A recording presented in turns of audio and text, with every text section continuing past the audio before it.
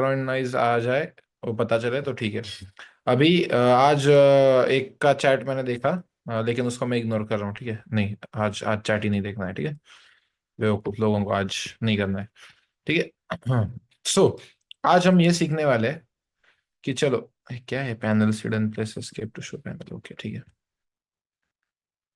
तो आज हमें ये सीखना है कि चलो, स्ट्रक्चर अगर हमारा बुलिश था, ठीक है,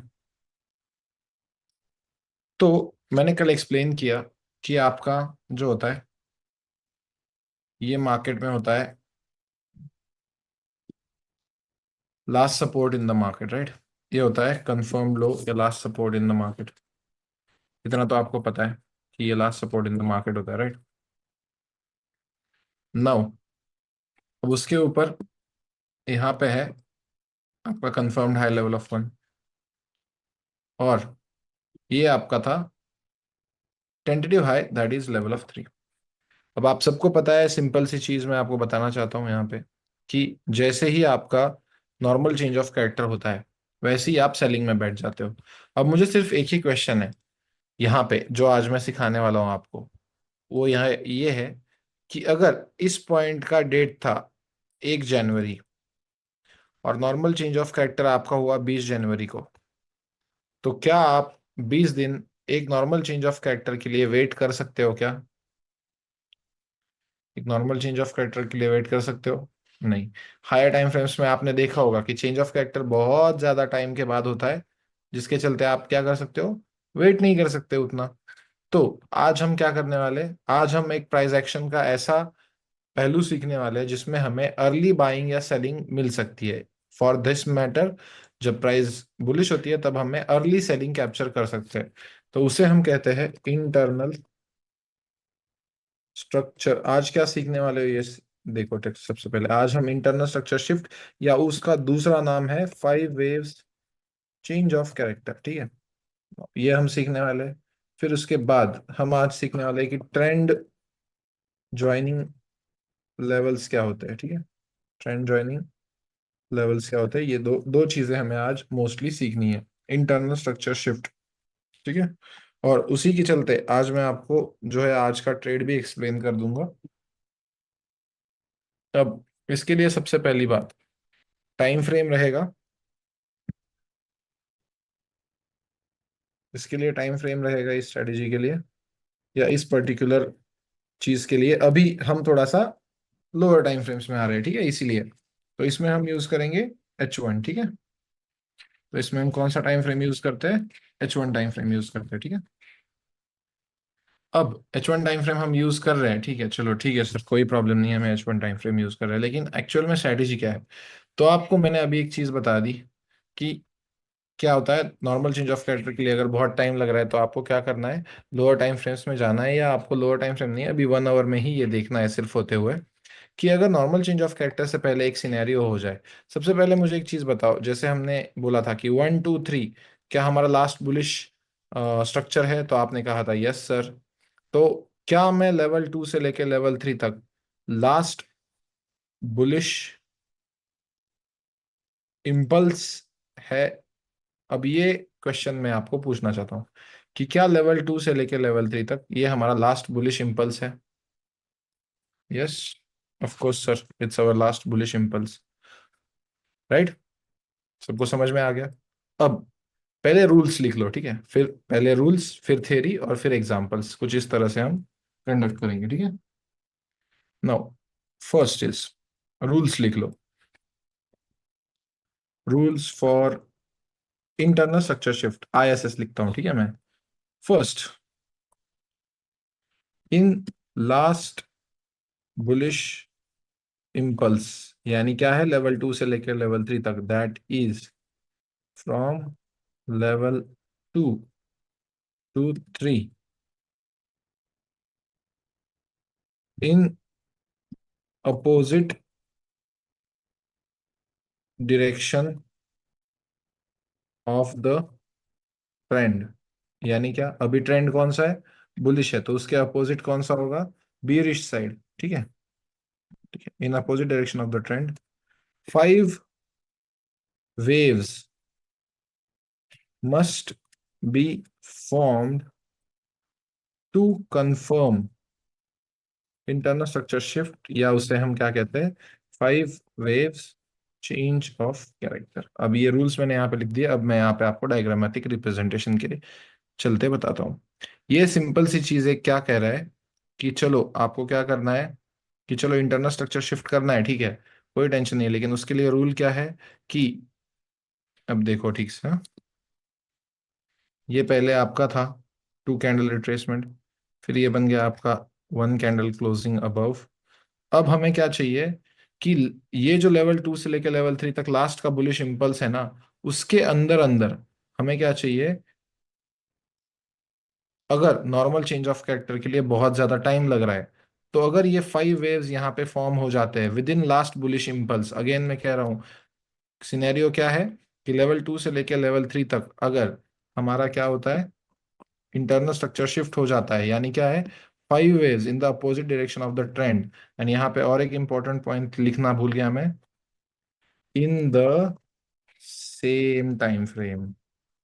यानी ऐसा नहीं है कि बुलिश का जो स्ट्रक्चर है वो 1 आवर में और 1 मिनट में अगर इंटरनल स्ट्रक्चर शिफ्ट हो गया तो हम चेंज ऑफ कैरेक्टर मान लेंगे, नहीं।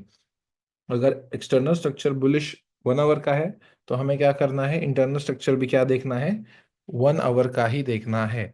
आई होप थियरी थोड़ी थोड़ी समझ में आ रही होगी आपको। बिल्कुल मैं आपको ये नहीं एक्सपेक्ट करूंगा कि तुरंत आपको सब कुछ समझ में आ जाए या आज ही आप इसमें एक्सपर्ट बन जाओ, ऐसी मेरी अपेक्षा नहीं है। लेकिन मैं सिर्फ आपको चाहता हूँ कि थोड़े थोड़े रूल्स ठीक ठीक ठीक चीजों से बताऊं। अब यहाँ पे ये 5 वेव्स फॉर्म हो जाते हैं, रूल्स सेम रहेंगे क्या, 2 कैंडल रिट्रेसमेंट, 1 कैंडल क्लोजिंग, वो सारे रूल्स सेम रहेंगे। रूल्स में कोई चेंज नहीं है। ये फर्स्ट वेव, देन ये हमारा रिट्रेसमेंट का सेकेंड वेव, देन अगेन ये थर्ड वेव, देन अगेन ये रिट्रेसमेंट का फोर्थ वेव,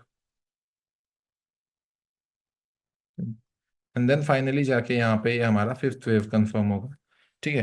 तो अगर हमारा यहाँ पे without normal change of character अगर लास्ट बुलिश इंपल्स में यानी 2 से लेके 3 तक सेम टाइम फ्रेम में अपोजिट डायरेक्शन में 5 वेव्स बन जाते हैं, तो हमें ये क्या डिनोट करता है, सबसे पहली बात ये डिनोट करता है कि जो बिग प्लेयर्स है वो ये अर्ली इंडिकेशन दे रहे हैं कि अब हम सेल्स में बैठने को तैयार है।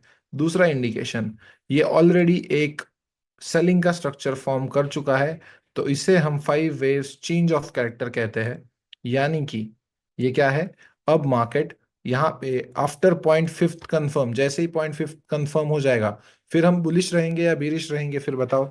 अगर 5 वेव्स चेंज ऑफ कैरेक्टर हो जाता है तो हम बीरिश रहेंगे या बुलिश रहेंगे, ऑफ कोर्स बीरिश रहेंगे, राइट।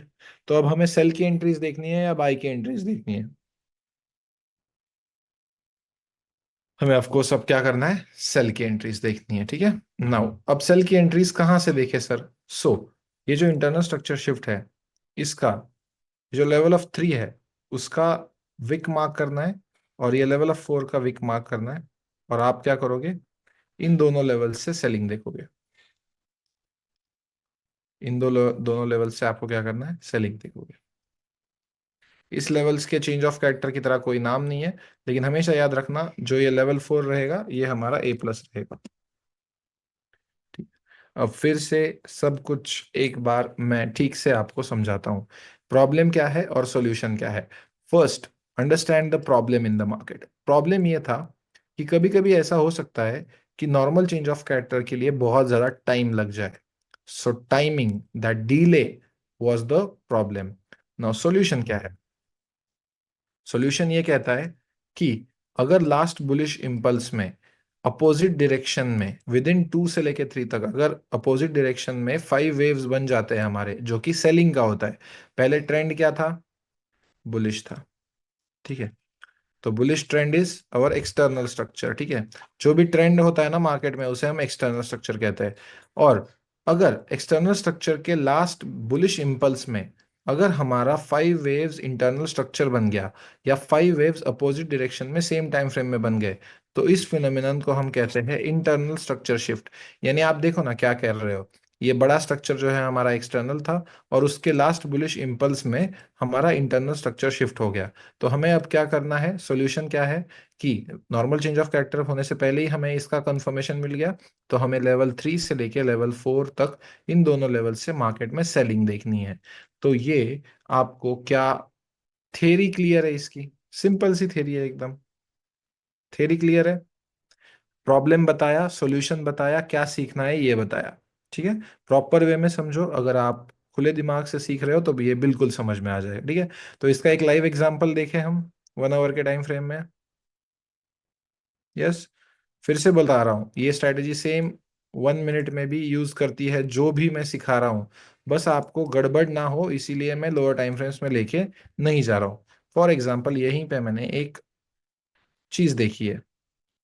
अब ठीक है, तो ये ऊपर का सबका लिख के हो चुका होगा आई होप। ठीक है, एक काम करता हूँ, उसका फोटो भेज देता हूँ मैं।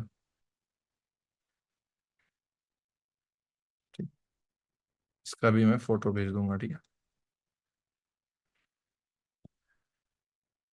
ये done. Now I will read this. ठीक है, अब आपको सीधा सीधा पता चल रहा होगा यहाँ पे कि पहले प्राइस बुलिश थी, फिर प्राइस यहाँ पे बीरिश बनी। तो हमें यहाँ पे क्या देखने को मिल सकता है, एक बीरिश चेंज ऑफ कैरेक्टर। हमें यहाँ पे क्या देखने को मिल सकता है, एक बीरिश चेंज ऑफ कैरेक्टर। तो सबसे पहले वो मार्क करते हैं। ठीक है,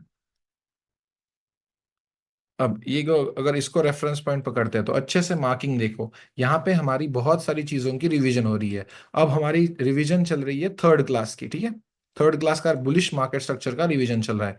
ये टू कैंडल रिट्रेसमेंट वैलिड नहीं है क्योंकि फर्स्ट रेड कैंडल के नीचे सेकंड रेड कैंडल क्लोज नहीं हुई है। यहाँ पे हमारा टू कैंडल रिट्रेसमेंट वैलिड है क्योंकि सेकंड और थर्ड कैंडल हमारी जो है एक के नीचे क्लोज हुई है। उससे पहले का हाईएस्ट पॉइंट हमारा बन जाता है हाई। देन इस कंफर्म्ड हाई और इस क्लोजिंग के बीच का लोएस्ट पॉइंट हमारा बन जाता है ये, जो कि हमारा बनता है लो। अब हमें क्या करना है मार्केट में, ये देखना है कि आगे कहाँ पे टू कैंडल रिट्रेसमेंट हुई है। अब यहाँ पे हम देख सकते हैं कि ये टू कैंडल रिट्रेसमेंट वैलिड है। उससे पहले का हाईएस्ट पॉइंट कौन सा है हमारा, ये वाला है। ठीक है, ये वाला पॉइंट है। अब इस पॉइंट से लेके इस पॉइंट तक क्लोजिंग तक लोएस्ट पॉइंट कौन सा है, ऑफ कोर्स हमारा ये है। अब हमें इस विक से कोई फर्क क्यों नहीं पड़ रहा है पता है, क्योंकि यहाँ पे कोई क्लोजिंग नहीं है। अगर क्लोजिंग होती तो हमारा last support in the market या लास्ट कंफर्म लो के नीचे अगर क्लोजिंग हो जाती तो हमारा क्या हो जाता, चेंज ऑफ कैरेक्टर हो जाता।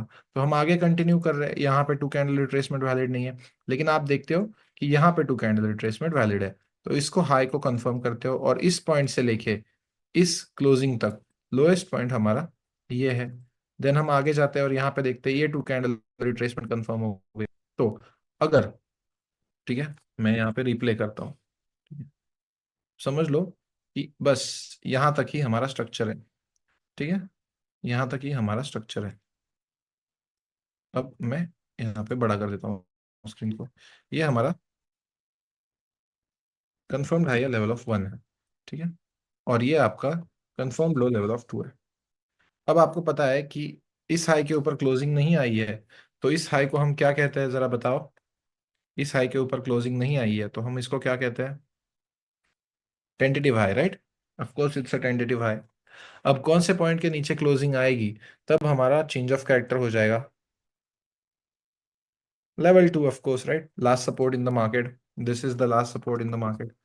इतना सबको क्लियर है, ये सेकंड क्लास की रिवीजन चल रही है अब। ठीक है, हर एक क्लास में हर एक क्लास की रिवीजन होती है क्योंकि पूरा स्ट्रेटेजी एक दूसरे पे बेस्ड है। नौ अब हम क्या करते हैं, नॉर्मली हम क्या करते थे कि चलो भाई अब वेट कर रहे हैं कब भाई कहाँ पे क्लोजिंग देगा पता नहीं। लेकिन फिर एक पॉइंट ऐसा आता था कि मार्केट आखिरकार नीचे आता था और फिर क्लोजिंग दे देता था। अब इस last support in the market के नीचे क्लोजिंग आया यहाँ पे। तो अब मुझे बताओ कि 26 अक्टूबर से लेके 7 नवंबर तक एक नॉर्मल चेंज ऑफ कैरेक्टर के लिए, वो भी 1 आवर में, क्या आप 10-12 दिन वेट कर सकते हो कि उसके बाद हमारा QML बनेगा और उसके बाद हम एंट्री लेंगे? आप वेट कर सकते हो? Of course not. सॉल्यूशन क्या है? Yes, we know the solution.